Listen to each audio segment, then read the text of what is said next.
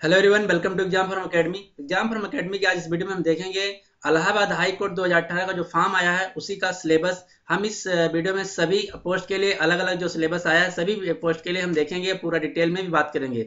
तो जो पोस्टें आई उनकी पहले हम बात कर लेते हैं। जो पोस्टें हैं ट्यूबवेल ऑपरेटर की है, जूनियर असिस्टेंट की है, स्टेनोग्राफर ग्रेड 3 की है, ग्रुप डी की पोस्ट है। ग्रुप डी की जो पोस्ट है उसमें जो पोस्ट है उसमें ड्राइवर की पोस्ट है, प्रोसेस सर्वर की पोस्ट है, चौकीदार की पोस्ट है, ऑफिस प्यून की पोस्ट है। तो इन सभी पोस्टों का हम सिलेबस देखेंगे और पूरा डिटेल में हम बात करेंगे एग्जाम पैटर्न क्या है, कैसे क्या होगा।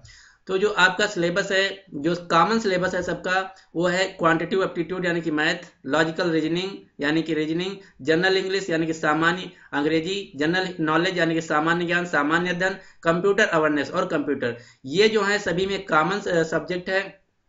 और नेक्स्ट है क्वेश्चन रिलेटेड टू ट्रेड। ये जो क्वेश्चन रिलेटेड ट्रेड है ये सिर्फ और सिर्फ ट्यूबवेल ऑपरेटर की जो वैकेंसी है उसके लिए है, और सभी के लिए जो सिलेबस है वो कॉमन सिलेबस है।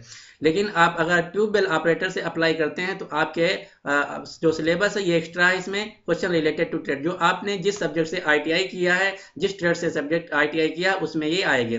तो हम चलते हैं, हम डिटेल में बात कर लेते हैं। सबसे पहले हम बात कर लेते हैं क्वेश्चन रिलेटेड टू ट्रेड, जो कि सिर्फ और सिर्फ ट्यूबवेल ऑपरेटर में आएंगे। इसमें कौन कौन से क्वेश्चन आएंगे, क्या सिलेबस है।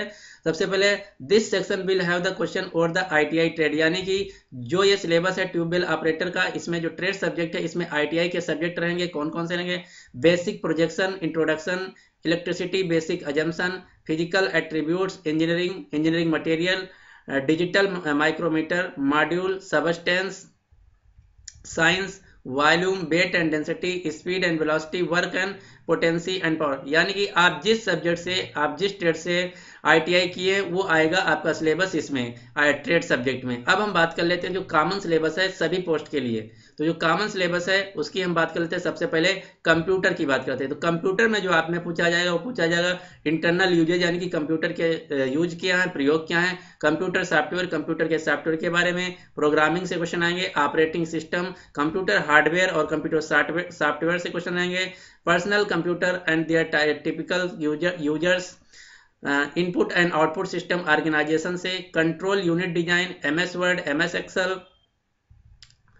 Processor design, MS PowerPoint, use of basic data structure, memory organisation. ये है आपका ओवरऑल कंप्यूटर का सिलेबस। इसमें जो आपको पढ़ना है मेन वो सबसे जो इंपॉर्टेंट क्वेश्चन जो पूछे जाएंगे, सबसे ज्यादा क्वेश्चन वो पूछे जाएंगे आपके इंटरनल यूजेस से, कंप्यूटर सॉफ्टवेयर से, प्रोग्रामिंग से, ऑपरेटिंग सिस्टम से, कंप्यूटर हार्डवेयर से, उसके बाद एमएस वर्ड, एमएस एक्सेल और पावर पॉइंट। अगर ये 5-6 टॉपिक आप पढ़ लेते हैं अच्छे से तो आपका कंप्यूटर का पूरा सिलेबस कवर हो जाएगा।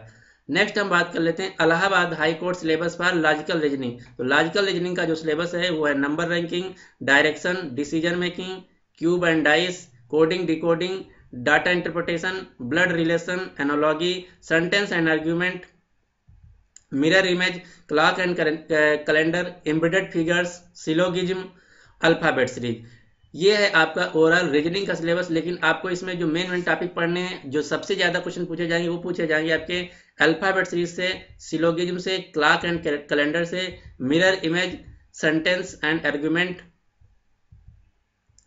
Analogy, blood relation, coding decoding, cube and dice से एक क्वेश्चन रहेगा आपके एग्जाम में। उसके बाद डायरेक्शन, दिशा से ये जो है आपकी मेन टॉपिक हैं। नंबर रैंकिंग कभी किसी एग्जाम में पूछता है, कभी नहीं पूछता। तो ये जो जिस मैंने टिक लगाया ये सभी आपको टॉपिक तैयार कर लेने हैं।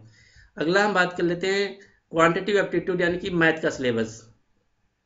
तो जो आपका मैथ का सिलेबस है उसमें है सिंप्लीफिकेशन मतलब सरलीकरण, रेशियो एंड प्रोपोर्शन, अनुपात समानुपात, problem on age, race and games. ये जो है टॉपिक कभी कभी आता है, कभी कभी नहीं आता है। तो आप अगर इसको पढ़ें तभी पढ़िए, नया अगर नहीं पढ़ें तो ना मत पढ़िए, छोड़ दीजिए। अगला क्वेश्चन है हाइट एंड डिस्टेंस। इससे एक क्वेश्चन आपका जरूर रहता है। प्रोबेबिलिटी, यहाँ से आपको एक क्वेश्चन देखने को मिलेगा। बैंकर्स डिस्काउंट, ये कभी पूछता है कभी नहीं पूछता है, तो इतना इंपॉर्टेंट नहीं है। नेक्स्ट है square root and cube root, यहाँ से आपको एक क्वेश्चन देखने को मिलेगा। नेक्स्ट है area, problem on HCF and LCF. यहाँ से आपके 2 से 3 क्वेश्चन आपके एग्जाम में 100% पूछे जाएंगे। Logarithm, chain rule. नेक्स्ट है time and distance, simple interest. यहाँ से आपको simple interest and compound interest से 2 से 3 क्वेश्चन देखने को मिलेगा। टाइम एंड डिस्टेंस से 2 से 3 क्वेश्चन, और प्रॉफिट एंड लॉस। ये जो है पूरे सिलेबस है आपका मैथ का। तो यहाँ आपको मैथ में क्या क्या मेनली पढ़ना है, आपको सिंप्लीफिकेशन पढ़ना है, रेशियो एंड प्रोपोर्शन पढ़ना, प्रॉब्लम ऑन एज पढ़ना है, उसके बाद प्रोबेबिलिटी पढ़ना है। नेक्स्ट जो इंपॉर्टेंट है, square root and cube root, problem on HCF and HCF, time distance, simple interest and profit and loss. ये इंपॉर्टेंट टॉपिक हैं आपके मैथ के जो कि आ सकते हैं। और नेक्स्ट कुछ टॉपिक हैं और हैं सर्ट्स एंड इंडिसेस, नंबर से आपके 2-3 क्वेश्चन रहेंगे, पार्टनरशिप से 1 क्वेश्चन, बोट एंड स्ट्रीम से यानी कि नाव और नदी से 1 क्वेश्चन, उसके बाद compound interest, time and work, volume and area, average. तो आपको यहाँ से पढ़ना है number and partnership, boat and streams, compound interest, time and work, average. ये टॉपिक मेनली पढ़ना आपको मैथ में। नेक्स्ट हम बात कर लेते हैं Allahabad high court syllabus for general knowledge, यानी कि सामान्य अध्ययन, जीके और करंट अफेयर में आप में क्या पूछा जाएगा। तो इसमें जो टॉपिक बताया गया वो है इन्वायरमेंटल इशू यानी कि पर्यावरण से related, Indian history, river, lake and sea, बहुत बहुत इंपॉर्टेंट है। यहाँ से आपको 2 से 3 क्वेश्चन मिलेंगे रिवर, लेक एंड सी पे। फिर है टूरिज्म से Indian parliament, famous day and date, यहाँ से आपका 1 क्वेश्चन जरूर आएगा, फेमस डे एंड डेट। फिर बायोलॉजी, यहाँ से 2 से 3 क्वेश्चन, इंडियन पॉलिटी, यहाँ से 2 से 3 क्वेश्चन, स्पोर्ट्स सेक्शन से आपको 1 क्वेश्चन आ सकता है। नेक्स्ट है हेरिटेज, ये कभी पूछा जाता है कभी नहीं पूछा, तो उतना इंपॉर्टेंट नहीं है।